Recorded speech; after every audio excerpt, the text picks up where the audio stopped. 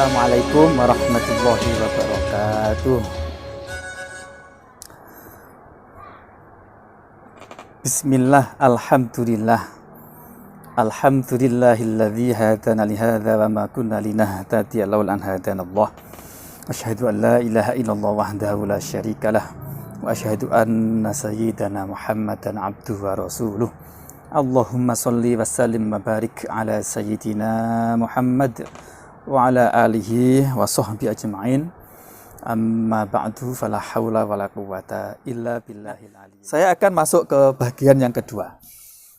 Semua orang itu kalau ditanya mesti ingin bahagia. Kita hidup di rumah tangga pun tujuannya membangun rumah tangga yang bahagia. Lalu bahagia itu apa gitu. Nah, secara teoritis begini. Suatu kebahagiaan itu terjadi kalau di situ umumnya ini pandangan umum ya, bahwa kebahagiaan itu terbentuk melalui kesenangan ditambah dengan ketenangan atau rasa damai. Jadi senang saja tidak cukup. Kalau dia tidak damai maka tidak bahagia. Nah ini, senang saja tidak cukup. Nah, tapi mesti damai. Nah, ini secara umum, orang damai saja kalau nggak senang itu sulit untuk mencapai kebahagiaan. Jadi ini unsur pembentuk kebahagiaan itu. Jadi kalau ingin sahabat-sahabat semua ingin bahagia, rumusnya ini kesenangan dan ketenangan, mengawinkan dua ini. Nah, kesenangan itu apa sumbernya? Orang itu akan senang jika mengumpulkan setidaknya ini. Harta, punya harta banyak, punya jah itu pangkat kedudukan. Harta dan jah itu sama posisinya. Jah itu apa? Jah itu adalah, definisinya begini, jah itu adalah kedudukan seseorang di hati orang lain. Jadi orang yang mampu mengendalikan hati orang lain, itu namanya orang itu punya jah atau punya kedudukan. Dan itu posisinya hukumnya sama dengan punya harta, bahkan lebih disenangi daripada harta. Sama di dalam hal bahwa harta itu bisa sebagai alat untuk memenuhi apapun keinginan kita. Misalkan dengan punya uang beli apa saja bisa. Nah, dengan jah juga begitu. Kalau kita butuh apa-apa, kita dengan jah itu, dengan modal kedudukan, dengan modal kewenangan itu bisa menyuruh siapapun untuk menuruti keinginan kita. Nah, jadi harta dengan jah itu sama. Kemudian kesehatan, jelas inilah orang kaya raya kalau nggak sehat nggak senang. Kemudian tempat tinggal misalnya kalau sempit dan sebagainya itu susah untuk senang. Nah, kemudian pasangan hidup, istri, anak dan sebagainya adalah sumber-sumber kesenangan, tentu dan lain-lain. Tapi untuk bahagia sekali lagi tidak cukup banyak orang itu senang. Justru unsur utamanya itu adalah ketenangan. Nah, ketenangan, kedamaian itu dari mana? Ini. Ketenangan dunia itu dibentuk melalui perasaan selalu bersama dengan Allah dan merasa terjamin dalam hidupnya. Jadi orang yang tenang itu adalah orang yang merasa terjamin hidupnya. Kalau masa depannya terjamin kan marem, tenang gitu kan. Nah, itulah sumber ketenangan, sumber kedamaian, rasa damai, nyaman itu kalau dia merasa terjamin apapun kebutuhannya, kemudian merasa bersama dengan Allah. Ini dalilnya jelas nanti di akhir ya. Nah, dengan kedua hal inilah orang itu akan mendapatkan sebuah ketenangan. Jadi tenang itu terjadi kalau bersama. Karena itulah di dalam misalnya, kenapa bersama dengan Allah ini kok orang menjadi tenang? Ini dalam Al-Quran jelas ya. Ketika waktu itu Kanjeng Nabi itu hijrah, kemudian dibarengi oleh Sayyidina Abu Bakar. Nah, waktu itu dikejar-kejar oleh kafir Quraisy, kemudian masuk ke gua. Nah, di hatinya sahabat Abu Bakar ini mulai khawatir gitu. Waduh, nanti gimana itu? Kemudian Kanjeng Nabi dawuh melalui firman-Nya Allah Subhanahu wa taala oleh Kanjeng Nabi, la takhaf wa la tahzan. Jangan takut, jangan khawatir dan jangan takut. Innallaha ma'ana. Sesungguhnya Allah bersama kita. Nah, innallaha ma'ana, Allah bersama kita itulah yang menimbulkan perasaan la takhaf wa la tahzan. tidak akan merasa kekhawatiran dan tidak akan merasa sedih. Khawatir itu adalah sesuatu yang ditakuti belum terjadi. Kalau sedih itu menyesali terhadap apa yang sudah terjadi, namanya sedih. Jadi sedih itu adalah perasaan penyesalan terhadap apa yang terjadi, namanya kesedihan.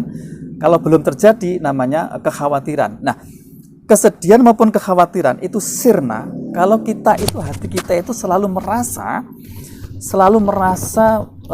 bersama dengan Allah. Yang itu bisa terjadi kalau kita selalu zikir kepada Allah, Nah, kemudian merasa terjamin.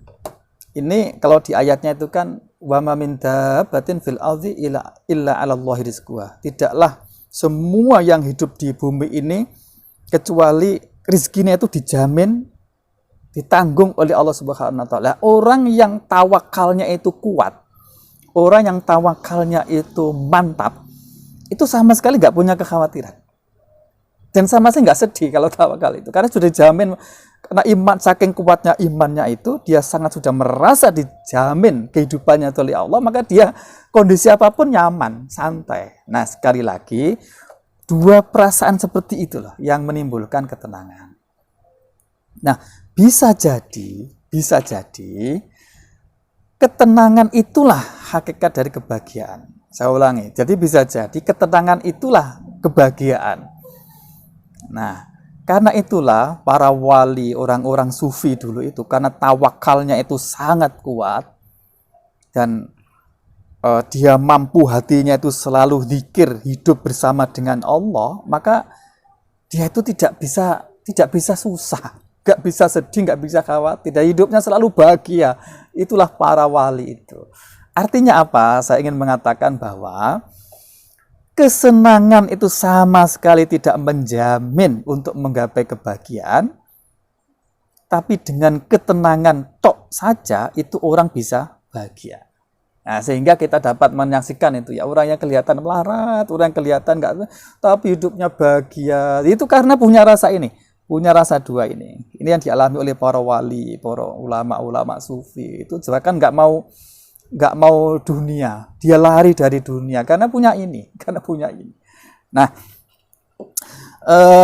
ini sudah kelas top lah. Kalau dalam beragama itu sudah tingkatan wali lah, kira-kira begitu ya. Sudah tidak butuh lagi kesenangan yang sifatnya duniawi. Nah, ini tentu butuh latihan, butuh ilmu, butuh latihan, butuh kebiasaan dalam menyikapi hidup dan kehidupan ini. Ini yang dialami oleh para wali. Nah, kita itu paling ya tingkatannya masih inilah. Belum bisa bahagia kalau nggak punya kesenangan berupa harta, berupa ini, itu kita lah. Nah, tapi pada akhirnya teman-teman semuanya, bahwa kebahagiaan hakiki itu adalah ini adalah husnul khotimah. Apapun itu nanti diukur di akhir hayat kita. Kalau hayat kita itu misalkan kok baik, kok ternyata akhir hayatnya itu su'ul khotimah, maka itu orang yang paling celaka, orang yang celaka.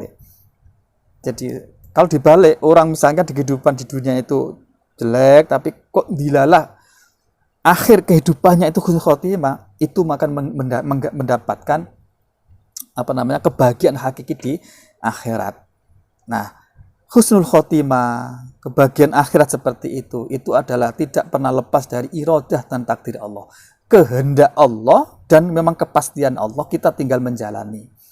Namun karena kita tidak tahu takdir Allah kepada kita itu apa, maka kita hukumnya harus berikhtiar. Kenapa?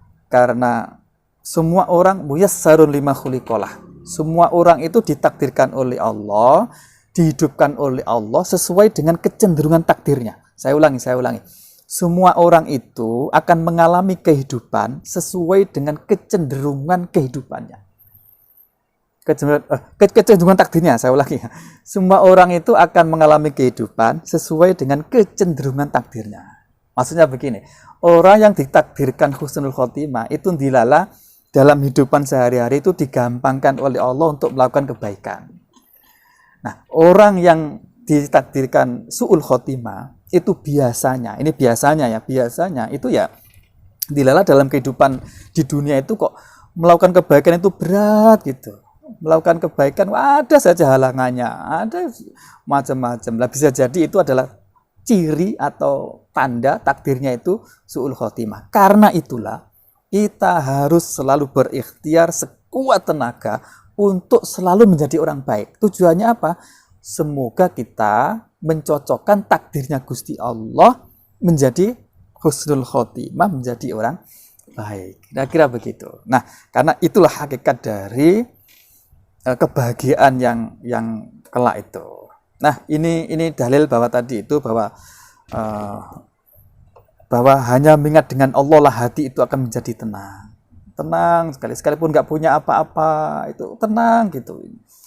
Itu memang perlu latihan. Ini yang tadi dalil bahwa la tahzan wala takhaf itu, bahwa la tahzan innallaha ma'ana. Kemudian Allah menurunkan ketenangan di hati Sayyidina Abu Bakar yang waktu itu gundah karena takut dikejar-kejar oleh kafir Quraisy. Ya, karena merasa bersama dengan Allah. Jadi intinya dengan perasaan selalu hadir bersama Allah dalam semua aktivitasnya, maka orang itu akan menjadi tenang, menjadi damai. Bersama Allah artinya mohon tidak dimaknai kita bersama saat tidak, tapi ketika melakukan apapun ingat Allah. Ketika berjalan kemana-mana itu selalu ingat syariatnya Allah, itu sudah termasuk namanya bersama dengan Allah. Tidak melupakan sama sekali. تلقى من الغيب المجرد